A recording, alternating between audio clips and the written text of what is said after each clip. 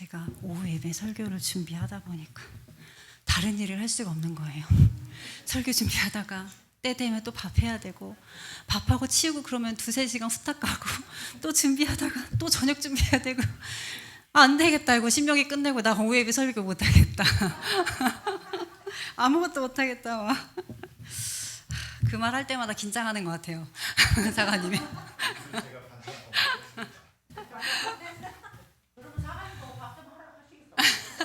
요즘 요리를 좀 해요. 요즘. 네. 오늘은 3번째 시간 거룩한 백성의 삶이라는 제목으로 말씀을 보도록 하겠습니다. 구약에는 2개의 언약이 등장합니다. 첫 번째는 모세가 출애굽 후 시내산에서 하나님께 직접 받은 시내산 언약이고, 두 번째는 모세가 출애굽 40년 후에 모압 땅에서 이스라엘에게 다시 설명해 준 모압 언약인데요. 이 2개의 언약을 비교해 보면 약간의 변화 외에는 거의 유사한데, 이것은 2 언약 사이에 연속성을 보여주며 또한 역사적으로 현재화되었다라는 것을 보여줍니다. 오늘은 이 언약 10계명 중에서 하나님께서 가장 길게 말씀하시고 또 길게 써주신 2가지 계명을 살펴보려고 하는데, 그 2 계명은 우상 숭배 금지 계명과 안식일 계명입니다. 먼저 1계명과 2계명은 거의 같은 내용이죠. 하나님은 자신이 누구인지 소개하시고 다른 신을 섬기지 말라고 말씀하십니다. 하나님이 다른 신을 섬기지 말라는 계명을 가장 먼저 하신 것은 그것이 하나님과 이스라엘의 그 관계에서 그만큼 중요하다라는 것을 의미하죠. 하나님은 자신을 출애굽의 하나님으로 소개하시는데, 출애굽은 이스라엘의 역사상 가장 큰 구원 사건이죠. 다른 신, 우상을 섬기는 것은 하나님을 배반하는 일로 언약을 깨뜨리는 것입니다. 하지만 아시다시피 이스라엘은 처음부터 언약을 지키지 못했어요. 사사시대가 암울했던 것은 이스라엘이 다른 신을 따라 섬겼기 때문이죠. 이스라엘이 이렇게 다른 신을 섬기게 된 이유 중 하나는 하나님께서 명령하신 헤렘 전쟁을 온전히 수행하지 못했기 때문입니다. 하나님께서는 가나안 땅에 있는 민족을 완전히 멸하라고 하셨지만 이스라엘은 불순종하여 완전히 몰아내지 못하고 가나안 민족들과 불안한 동거를 한 것입니다. 하나님께서 가나안 민족을 완전히 멸하는 헤렘 전쟁을 명하신 이유는 이스라엘이 그들의 헛된 우상을 따라 섬길 것이기 때문이었죠. 그리고 이들이 이렇게 빨리 하나님으로부터 돌아서서 다른 신을 섬기게 된 또 다른 이유는 신앙 교육이 제대로 이루어지지 않았기 때문입니다. 사사기 2장 10절은 이렇게 말씀합니다. 사사기 2장 10절 한번 찾아볼게요. 말씀을 같이 찾아볼게요. 오후 시간이고 졸리기도 하시고 하실 테니까. 사사기 2장 10절입니다.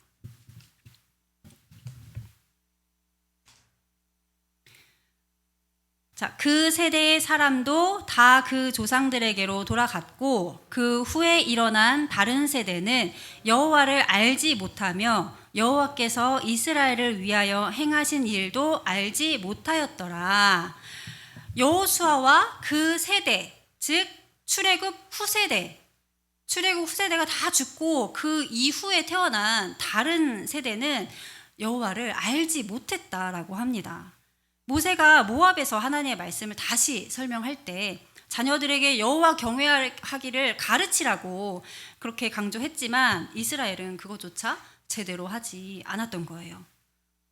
신앙교육은 너무너무 중요합니다. 신앙교육을 제대로 받지 못한 여호수아 이후 세대는 우상 숭배를 밥 먹듯이 하죠. 이러한 이스라엘의 악행은 사사기에서 다음과 같은 패턴으로 나오는데, 이스라엘의 범죄, 하나님의 진노, 이방의 압제, 이스라엘의 부르짖음, 하나님의 구원. 여기서 끝나면 너무 좋을 텐데, 그리고 또 이스라엘의 재범죄. 그렇죠. 이 패턴은 사사기 역사에서 6번이나 반복해서 나오는데 그만큼 이스라엘의 타락이 심각했다는 것을 보여주죠.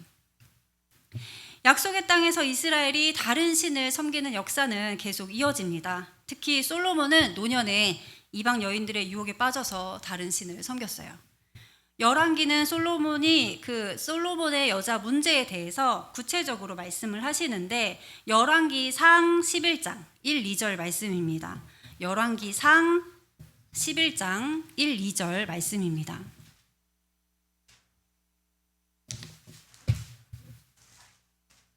열왕기상 11장 1, 2절 말씀입니다.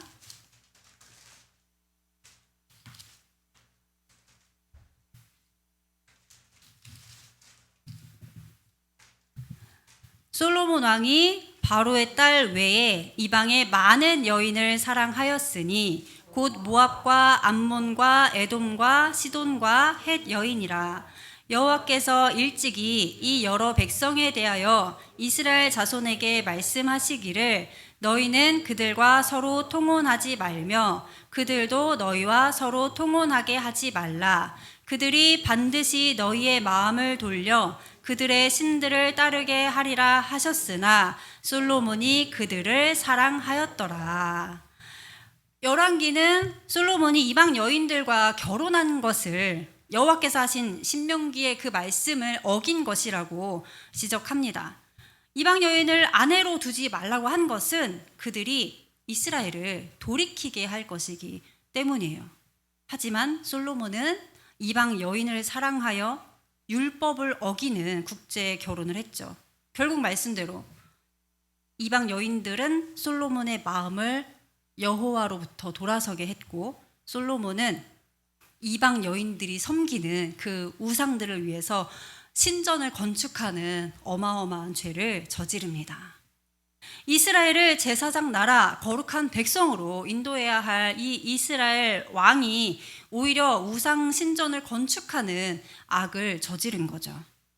하나님은 솔로몬에게 나타나셔서 다른 신을 따르지 말라라고 경고하셨지만 솔로몬은 듣지 않았습니다. 그러자 하나님은 솔로몬에게 진노하시며 나라가 분열될 것을 말씀하시죠. 열왕기상 11장 11절 말씀입니다.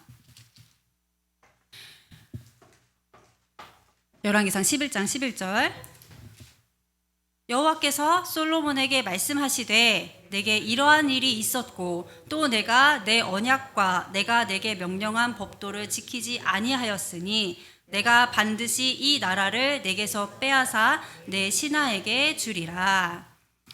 솔로몬의 우상 숭배가 이스라엘이 분열되는 직접적인 원인이 된 것입니다. 솔로몬은 어떤 사람이었어요? 솔로몬은 하나님께 사랑받는 자였죠. 왕으로 세워진 후에 하나님께 1000번제를 드리고 또 그것을 귀하게 받으신 하나님께서 내가 내게 무엇을 줄까, 무엇을 해줄까라고 하실 때 하나님의 백성 이스라엘을 잘 다스릴 수 있는 지혜를 달라고 했던 사람이었어요. 그렇게 하나님을 경외하고 하나님 편에 섰던 이 지혜의 왕 솔로몬이었지만 우상 숭배는 그의 눈과 귀를 막아버렸습니다. 지혜의 왕 솔로몬은 우둔하여졌고 하나님의 말씀을 듣지 않았어요. 우리는 언제든지 넘어질 수 있습니다. 왜냐하면 사탄은 우리를 그냥 내버려 두지 않기 때문이에요. 우리가 신앙생활 열심히 하도록 내버려 두지 않습니다. 빈틈을 노리고 그 빈틈이 생겼을 때 그 기회를 놓치지 않죠. 우리가 무언가를 하기 위해서는 결단이 필요한데 신앙생활도 마찬가지입니다. 신앙생활도 열심히 하기 위해서는 결단이 필요해요.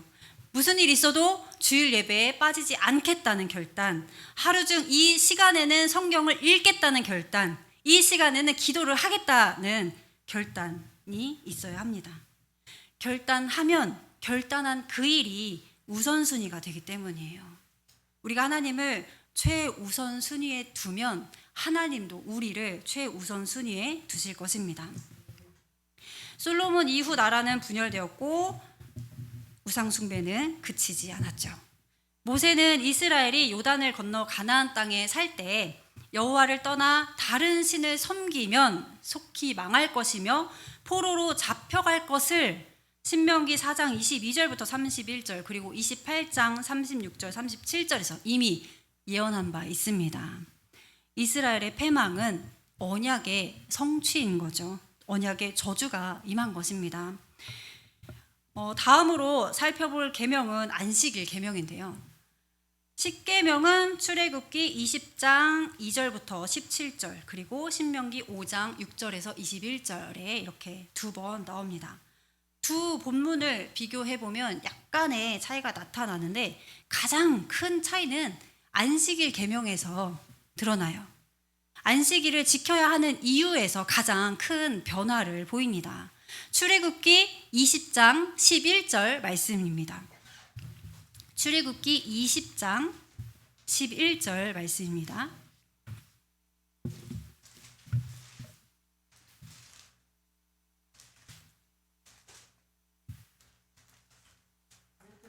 (20장 11절) 이는 엿새 동안에 나 여호와가 하늘과 땅과 바다와 그 가운데 모든 것을 만들고 일곱째 날에 쉬었음이라. 그러므로 나 여호와가 안식일을 복되게 하여 그날을 거룩하게 하였느니라. 여기서 안식일을 지켜야 하는 근거는 천지 창조입니다. 하나님이 창조주이시며 하나님께서 안식일을 복 주시고 거룩하게 하셨다라고 말씀하시죠. 안식일은 복을 받은 날이며 거룩한 날입니다. 그 다음에 신명기 5장 15절입니다. 신명기 5장 15절 말씀입니다. 너는 기억하라. 내가 애굽 땅에서 종이 되었더니 내 하나님 여호와가 강한 손과 편 팔로 거기서 너를 인도하여 내었나니 그러므로 내 하나님 여호와가 내게 명령하여 안식일을 지키라 하느니라. 신명기는 이스라엘이 이집트 땅에 있었던 상태, 노예의 신분을 말하고 있어요. 이스라엘은 이집트에서 노예로 고난을 받고 있었죠. 하나님이 노예 상태로 있던 이스라엘을 구원하신 것입니다. 하나님이 구원자이신 거죠. 그 신명기는 구원의 사실을 기억하라라고 합니다. 이스라엘이 국가적으로 구원받은 사건을 잊지 말고 기억하라는 말입니다. 출애굽의 구원 사건에 근거해서 안식일을 지키라고 명령하고 있습니다. 출애굽기 31장 16, 17절에 기록된 것처럼 안식일은 하나님과 이스라엘 사이에 영원한 언약이며 영원한 표징입니다. 하나님은 안식일에 일하지 말라고 하시죠. 일을 하는 사람은 어떻게 해요? 사형에 처해집니다. 이스라엘 사람들이 일하지 않고 쉬고 있는 것을 서로 눈으로 볼 수 있는 것은 하나님과 맺은 언약을 기억할 수 있는 표가 되는 것이죠. 더 나아가서 안식일은 7일마다 주기적으로 지켜야 하는데 이것은 모든 이스라엘 백성이 다 지키기 때문에 사회적, 국가적인 제도인 것입니다. 이 언약은 하나님과 이스라엘 사이에 맺은 것이며 이 언약을 통해 하나님은 이스라엘의 하나님이 되고 또 이스라엘은 하나님의 백성이 되는 것이죠. 그래서 안식일은 하나님과 이스라엘 사이에 영원한 언약이며 영원한 표징입니다. 그런데 이 두 언약은 그 대상이 달라요. 시내산 언약은 하나님이 출애굽 세대와 맺은 언약입니다. 그러나 불행하게도 그들은 가데스 바네아에서 하나님께 반역했고 그 결과 가나안 땅에 들어가지 못하고 광야를 유랑하다가 죽었어요. 그리고 이 새로운 세대, 즉 출애굽 후 세대는 요단 동편의 땅을 정복하고 요단을 건너 가나안 땅을 점령하려는 그 시점에 모세가 모압 땅에서 율법을 다시 설명해 주는 것이 바로 모압 언약입니다. 모압 언약의 특징은 출애굽 후 세대만이 아니라 미래 세대까지 다 포함한다는 거예요. 앞으로 오고 오는 모든 세대도 이 모압 언약에 적용이 되는 것입니다. 신명기 29장 14절 15절 말씀을 같이 보시겠습니다. 신명기 29장 14절 15절 말씀입니다. (29장 14절 15절) 말씀.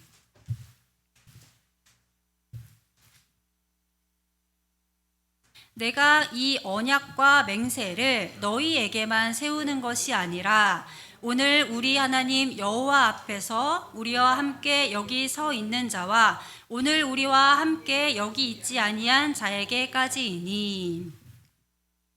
이 모압 언약은 시내산 언약의 갱신입니다.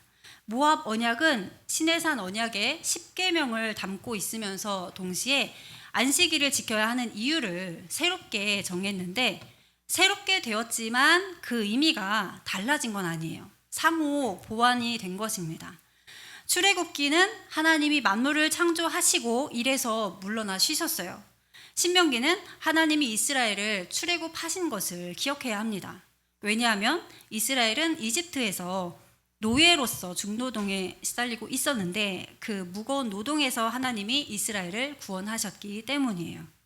이래서 해방시켜 준 것이죠. 중노동에서 물러나 쉬라고 한 것입니다. 이런 점에서 시내산 언약과 모압 언약의 그 안식일 계명은 서로 다른 것이 아니라 상호 보완적이 된 것이죠. 그리고 우리는 새 언약의 시대에 살고 있습니다. 예수님께서 이 땅에 오심으로 옛 언약의 시대가 끝나고 새 언약의 시대가 되었어요. 선지자 예레미야는 유다의 멸망을 예언하고 시내산 언약, 즉 옛 언약이 파기되었다는 사실을 이야기하는데 예레미야 11장 10절입니다. 예레미야 11장 10절 말씀입니다.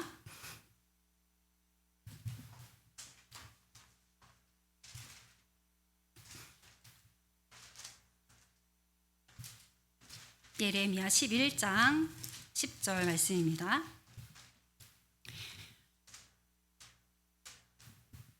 그들이 내 말 듣기를 거절한 자기들의 선조의 죄악으로 돌아가서 다른 신들을 따라 섬겼은즉 이스라엘 집과 유다 집이 내가 그들의 조상들과 맺은 언약을 깨뜨렸도다. 그 다음에 31장 31절 32절 보시겠습니다. 예레미야 31장 31, 32절 말씀입니다. 여호와의 말씀이니라. 보라, 날이 이르리니 내가 이스라엘 집과 유다 집에 새 언약을 맺으리라. 이 언약은 내가 그들의 조상들의 손을 잡고 애굽 땅에서 인도하여 내던 날에 맺은 것과 같지 아니할 것은 내가 그들의 남편이 되었어도 그들이 내 언약을 깨뜨렸음이라. 여호와의 말씀이니라. 아멘. 하나님은 선지자 예레미야를 통해서 이미 새 언약을 말씀하셨고 그것은 예수님이 이 땅에 오심으로 성취됩니다. 누가복음 22장 20절에서 예수님은 마지막 만찬을 드시면서 새 언약을 제정하셨는데 제자들에게 포도주 잔을 주시면서 내 피로 세우는 새 언약이라고 말씀하셨죠. 내 피로 세우는 새 언약. 이 사건을 마태복음 26장 28절은 이것은 죄사함을 얻게 하려고 많은 사람을 위하여 흘리는 바 나의 피 곧 언약의 피니라 라고 설명합니다. 언약의 피, 이 언약의 피는 시내산 언약에서 나왔는데요. 출애굽기 24장 8절입니다. 모세가 그 피를 가지고 백성에게 뿌리며 이르되 이는 여호와께서 이 모든 말씀에 대하여 너희와 세우신 언약의 피니라. 자, 새 언약은 예수님께서 십자가의 죽음으로 세운 언약이죠. 시내산 언약은 짐승의 피로, 새 언약은 예수 그리스도의 피로 세운 것입니다. 시내산 언약은 돌판에 쓰였지만 새 언약은 마음에 기록되었어요. 예레미야 31장 33절입니다. 예레미야 31장 33절.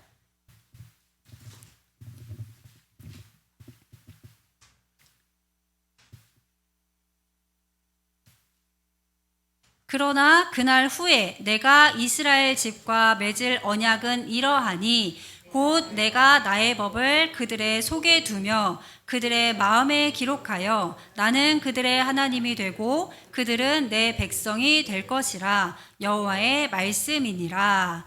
그리고 34절 후반부에 내가 그들의 악행을 사하고 다시는 그 죄를 기억하지 아니하리라 라고 말씀하시는데, 이것은 그리스도의 구속 사역을 예표하는 것이죠. 예수님께서는 십자가의 죽음으로 새 언약을 세우시고 3일 만에 다시 살아나셨는데, 그날이 안식 후 첫날입니다. 기독교가 예수님의 부활을 기념하여 지키는 주일이죠. 옛 언약의 표징이었던 안식일은 예수 그리스도께서 이 땅에 오심으로 주일로 변합니다. 예수 그리스도께서 십자가로 새 언약을 제정하심으로 하나님은 예수님의 십자가와 부활을 믿는 사람들을 새롭게 창조하십니다. 그들에게 죄와 사망과 심판으로부터 진정한 해방과 자유를 주셨어요. 더 나아가서 이들에게 하나님 나라의 안식을 약속하십니다. 이 땅의 노동으로부터 물러나 쉬는 진정한 안식을 주실 것을 보증하시죠. 구약에서 안식일을 지켜야 할 이유와 동기는 창조와 구원이었는데, 이 창조와 구원이 예수 그리스도 안에서 진정으로 이루어진 것입니다. 그래서 예수님은 율법의 완성이시며 예수님을 믿는 사람은 구원을 받는 것이죠. 하나님께서 이스라엘 백성들에게 계명들을 주시고 이 언약을 맺으신 것은 하나님 나라의 거룩한 백성이라는 표시인 거고, 이스라엘 백성들은 언약을 지킴으로써 거룩한 백성이라는 정체성을 유지하게 되는 것입니다.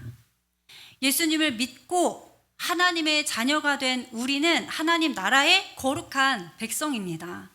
거룩한 백성의 의무는 하나님의 거룩을 삶으로 나타내는 것인데, 그것은 예수님의 발자취를 따르는 거예요. 하나님께서 우리에게 영원한 안식을 주실 날이 매일매일 가까이 오고 있습니다. 우리는 세상의 모든 무거운 짐에서 완전히 해방되어 영원한 안식을 누릴 것인데, 그날이 이르기 전에 더욱 열심으로 우리 각자에게 주어진 사명을 잘 감당하시기를 예수님의 이름으로 간절히 축복합니다. 기도하겠습니다.